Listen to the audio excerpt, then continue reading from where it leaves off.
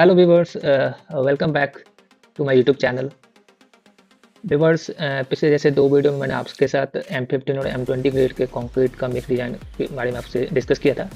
और आज के इस वीडियो में मैं आपके साथ कंक्रीट मिक्स डिज़ाइन जो M25 का है, बेसिकली जो आपकी आरसीसी वर्क होती है वो M20 या M20 ग्रेड के जो ऊपर का जो ग्रेड होता है उसके लिए यूज़ किया जाता है।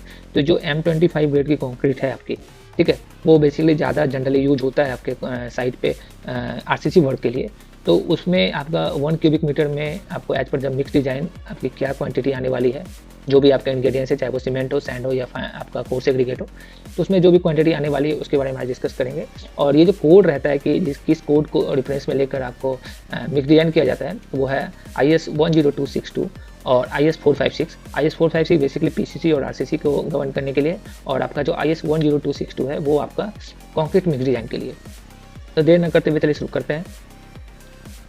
तो जैसे सबसे पहले समझते हैं कि कंक्रीट की जो मेकिंग प्रोसेस है वो क्या होती है। तो जो उसके इंग्रेडिएंट्स होते हैं, कंक्रीट के जो इंग्रेडिएंट्स होते हैं वो होते हैं सीमेंट और आपका फाइन एग्रीगेट, सैंड और फिर कोर्स एग्रीगेट और फिर उसमें वाटर। इन चारों को जब एक दूसरे के साथ मिक्स करते हैं तब जाके, और इसको मिक्स कैसे करते हैं, और इसको मिक्स करते हैं मिक्सर मशीन से या आरएमसी प्लांट में, या कभी कभार आप देखेंगे कि जो आपकी पीसीसी या ग्रेड की मटेरियल होती है उसको क्या करते हैं, हैंड बाई हैंड साइड पे भी उसको मिक्स करते हैं। तो इन सबको जब मिक्स करते हैं और जो प्रोडक्ट बनता है वही आपका कॉन्क्रीट कहलाता है। और कंक्रीट की प्रॉपर्टीज होती है कि जब वो हार्ड होता है तो बिल्कुल ही वो सख्त सॉलिड बन जाता है। और ये जब जो इंग्रेडिएंट्स हैं इन सबको जब वाटर के साथ मिक्स करते हैं तो जो सीमेंट होता है वो एज ए बाइंडिंग मटेरियल काम करता है, और क्या करता है कि आपके एग्रीगेट और आपके सैंड को, एग्रीगेट को क्या करता है, बाइंड करता है, ठीक है। और जो आपका जो फाइन एग्रीगेट है, फाइन एग्रीगेट बेसिकली आपका क्या है कि बाइंडिंग में हेल्प होता है। और दूसरे साथ साथ क्या होता है, जब आप एग्रीगेट होगा, एग्रीगेट के बीच में वर्ड्स होते हैं, उस वर्ड्स को फिल करने के लिए आपका जो फाइन एग्रीगेट है वो यूज होता है। तो सबसे अब समझते हैं कि कंक्रीट मिक्सेज के बारे में। तो कंक्रीट का जो मिक्सेज होता है वो दो टाइप का होता है। एक तो होता है आपका नॉमिनल मिक्स। नॉमिनल मिक्स में क्या होता है कि आपको एक प्री डिफाइंड रेशियो दिया जाता है, आपको उस जो कि आपका एक्सपीरियंस बेस्ड आप देखा गया है कि जब मिक्स डिज़ाइन किया गया है तो जो भी रेशियो आ रहा है, जैसे 1:2:4 आ रहा है, ये 1:1:2 आ रहा है, तो वो एक्चुअल डिज़ाइन मिक्स के नियर बाई होता है। तो इसके लिए एक आपको, क्योंकि आप हर एक प्रोजेक्ट के लिए आप कंक्रीट मिक्स डिज़ाइन नहीं करा सकते हैं, क्योंकि इससे क्या होगा, आपके प्रोजेक्ट का कॉस्ट भी बढ़ेगा और टाइम भी लगेगा। तो इस केस में क्या होता है कि आपको नॉमिनल मिक्स अडॉप्ट करना रहता है। तो नॉमिनल मिक्स अडॉप्ट करके आप अपने अगर आपका प्रोजेक्ट स्मॉल स्केल प्रोजेक्ट है या वैसा कोई स्ट्रक्चर लोड नहीं आ रहा है, तो उस केस में आप नॉमिनल मिक्स को अडॉप्ट कर सकते हैं। और दूसरा जो होता है वो होता है design mix. Design mix basically क्या होता है, आपका डिज़ाइन किया जाता है ट्रायल मेथड के थ्रू, आपको ट्रायल लिया जाता है, बहुत सारे सैंपल बनाए जाते हैं और डिफरेंट रेशियोज़ के साथ, और फिर देखा जाता है कि जो आपकी रिक्वायरमेंट है वो किस रेशियो के साथ वो फुलफिल हो रही है। तो उस रेशियो के साथ उसको क्या किया जाता है, वो एक फाइनल किया जाता है और उसी को कहते हैं डिज़ाइन मिक्स। तो आज की इस वीडियो में जो समझेंगे, how much material required for 1 cubic metre M25 concrete RCC. अगर आपको M25 का एक कंक्रीट मिक्स करना है, ठीक है, 1 क्यूबिक मीटर M25 का, तो आपको जो क्वांटिटी आने वाली, जो भी आपका मटेरियल लगने वाला है उसका क्वांटिटी क्या होगा उसके बारे में समझते हैं। जनरली ये क्या होता है, आपके लैब में किया जाता है, बट मैं आपको आज यहाँ पर मिक्स डिज़ाइन के अकॉर्डिंग, नॉमिनल मिक्स के नहीं, डिज़ाइन मिक्स के अकॉर्डिंग आपको मैं एक रेशियो बता रहा हूँ। और जब भी आप ये डिज़ाइन मिक्स कराएंगे तो ये थोड़ा सा प्लस माइनस फ्लक्चुएट कर सकता है, क्योंकि ये जो आपका मिक्स डिज़ाइन होता है वो बेसिकली आपके मटेरियल पे भी डिपेंड करता है और किस एक्सपोजर के साथ उसको डिज़ाइन किया जा रहा है उस पर भी डिपेंड करता है। तो ये थोड़ा सा फ्लक्चुएट हो सकता है, बट अगर आप एज ए रेफरेंस आप लेना चाहें तो आप इस रेशियो के साथ रेफरेंस ले सकते हैं। सबसे पहले तो समझेंगे कि आइटम और क्वांटिटी एज पर वेट। जैसे दो आपको 2 कॉलम यहाँ पर हमने दिखाया है, आपका क्या है, आइटम और क्वांटिटी एज पर वेट। तो जो आइटम रहने वाला है वो क्या यूज होता है, 10 mm एग्रीगेट, 20 mm एग्रीगेट, फिर आपका सैंड रहता है और उसके बाद सीमेंट रहता है, सीमेंट के बाद एडमिक्सचर रहता है और एडमिक्सचर के बाद आपका वाटर रहता है।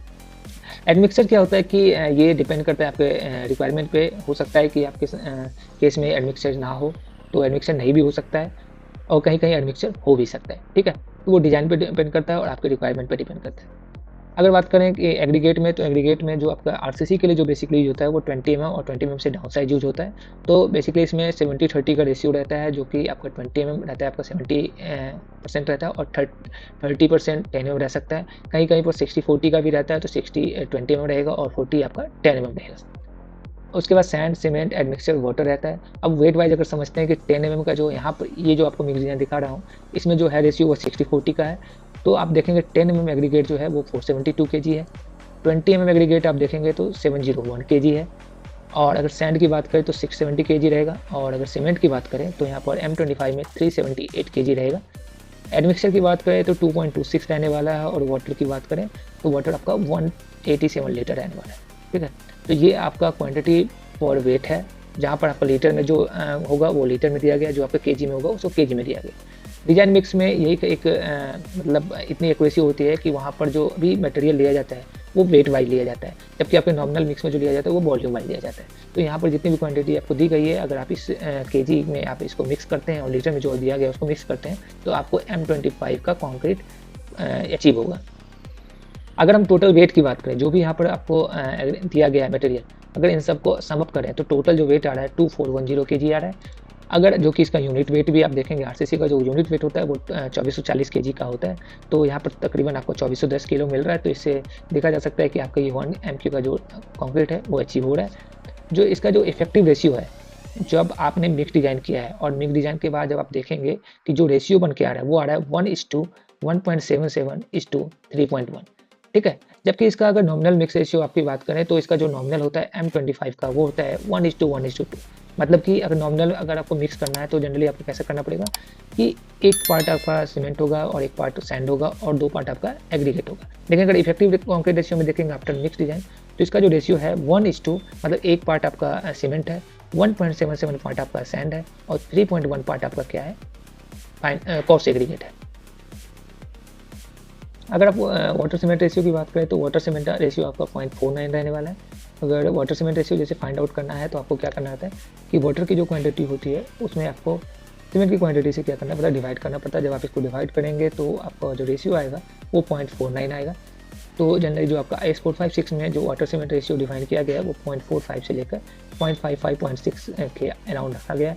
आपका वाटर सीमेंट रेशियो जितना कम होगा, आपकी जो स्ट्रेंथ होगी वो उतनी अच्छी होगी, क्योंकि वाटर सीमेंट रेशियो जबकि वाटर की क्वांटिटी आप बढ़ाएंगे तो उससे क्या होगा, उसमें पोर्स आने के चांसेस होंगे। जब वो सेटल होगा, जब वो सेट होगा तो वहाँ पर क्या होगा, आपका वाटर जब इवेपोरेट होकर बाहर निकलेगा तो वहाँ पर पोर्स रह जाएंगे उस एरिया में, तो वहाँ पर क्या होगा, आपकी कॉन्क्रीट की जो स्ट्रेंथ होगी वो कम हो जाएगी।